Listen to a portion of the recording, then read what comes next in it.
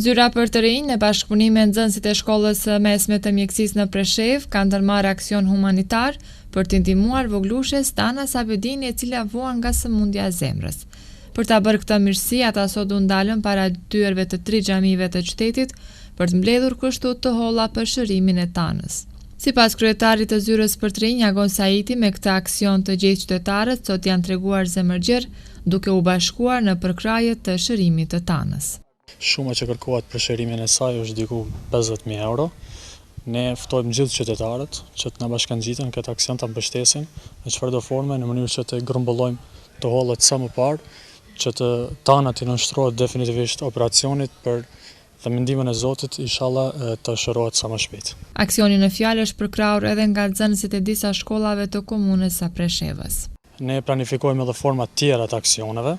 Kjo është vetëm fillimi, sot do të vendosen në 3 xhamit kryesore të qytetit dhe aksionet do të vazhdojnë. Aksionet janë duke shkuar edhe nëpër shkolla të ndryshme, nëpër gjithë Luginën. Planifikojmë edhe forma tjera të aksioneve që të grumbullojmë sa më parë të hollat. Ne jemi të vetëdijshëm se çdo qytetar ka mundësi me ndihmu. Në këtë rast Tana ka nevojë për të holla. I kishim lutur gjithë ata që kanë mundësi të na ndihmojnë.